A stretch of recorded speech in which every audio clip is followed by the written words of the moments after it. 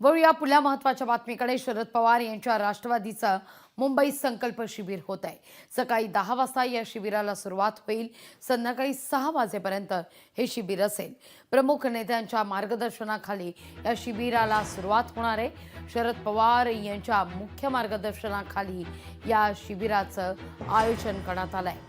घाटकोपरमध्ये शरद पवार यांच्या राष्ट्रवादीचे प्रमुख नेते देखील उपस्थित असतील. नुकताच शरद पवार यांच्या राष्ट्रवादीचा वर्धापन मेळावा देखील पार पडलेला आहे. त्यानंतर अनेक शरद पवार यांच्या राष्ट्रवादी काँग्रेसच्या नेत्यांनी काही महत्त्वाच्या भूमिका सुद्धा व्यक्त केलेल्या होत्या. त्यानंतर होत असलेलं हे संकल्प शिबिर महत्त्वाचं मानलं जात आहे. अधिक माहिती घेण्याकरता थेट जाते आपल्या प्रतिनिधी मीनाक्षी म्हात्रे यांच्याकडे. मीनाक्षी, आज मुंबई आणि आसपासच्या उपनगरात मुसळधार पाऊस सुद्धा आहे, पण आजचा रविवार हा अर्थातच बैठकांचा रविवार ठरतोय की काय असंच म्हणायला हवं. कारण एकीकडे सेना भवनामध्ये सुद्धा बैठक आहे. महाविकास आघाडी अंतर्गत अनेक घडामोडी घडताना दिसत आहेत. सेना भवनामध्ये उद्धव ठाकरेंच्या नेतृत्वात बैठक होणार आहे, तर दुसरीकडे शरद पवार यांच्या राष्ट्रवादीचा मुंबईत संकल्प शिबिर आज होत आहे.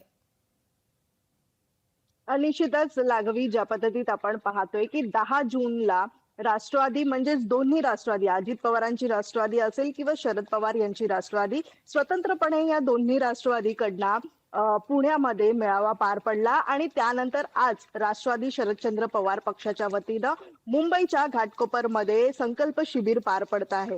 मात्र या शिबिराच्या दरम्यान राष्ट्रवादी शरदचंद्र पवार पक्षाचे सगळेच प्रमुख नेते जे आहेत ते उपस्थित असणार आहे. मात्र मागच्या काही दिवसांपासून आपण ऐकत आलेलो आहोत की दोन्ही राष्ट्रवादी एकत्रित येणार असल्याची चर्चा होती. मात्र ज्या ठिकाणी आपण पाहतोय की आता येऊ घातलेल्या स्थानिक स्वराज्य संस्थांच्या निवडणुका आहेत, तोंडावरती चाललेल्या आहेत आणि अशा पार्श्वभूमीवरती शरदचंद्र पवार पक्षाच्या वतीनं मात्र आता स्थानिक पातळीवरच्या नेत्यांना स्वतंत्र निर्णय घेण्याचा अधिकार आता सोपवला जाणार आहे. कारण भाजप वगळता मात्र कोणताही दुसरा पक्ष तुम्ही पर्याय म्हणून निवडू शकता.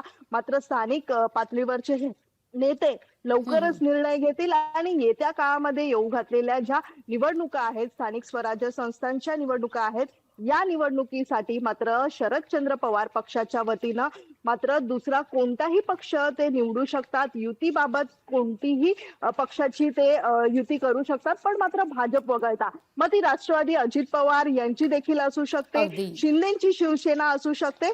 अशा पातळीवरती हे निर्णय जे आहेत ते हे स्थानिक स्वराज्य संस्थांच्या निवडणुकीसाठी स्थानिक पातळीवरचे नेते निर्णय स्वतंत्र घेतील आणि हे वरिष्ठ नेत्यांकडूनच त्यांना सांगण्यात आलेलं आहे. त्यामुळे आज पार पडणाऱ्या स्थानिक स्वराज्य संस्थांच्या निवडणुकीमध्ये प्रमुख नेते सगळेच उपस्थित असणार आहेत. या संकल्प शिबिरामध्ये त्या अनुषंगानं काय संकल्प केला जातोय हे पाहणं सुद्धा तितकंच महत्त्वाचं आहे. तुर्तास धन्यवाद मीनाक्षी, तुम्ही दिलेल्या सविस्तर माहिती करता. तुम्ही माझे शिवसैनिक आहात की घोसाळकरांचे? उद्धव ठाकरे यांचा दैसरच्या शिवसैनिकांना हा सवाल आहे.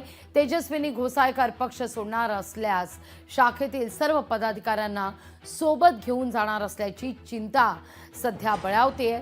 पक्षप्रमुखांना ही चिंता असल्याचं आता जवळपास स्पष्टच झालंय आणि त्या अनुषंगानं जी बैठक घेण्यात आली त्यामध्ये मात्र हा सूर आता उमटण्यात आला असल्याचं देखील कळतंय.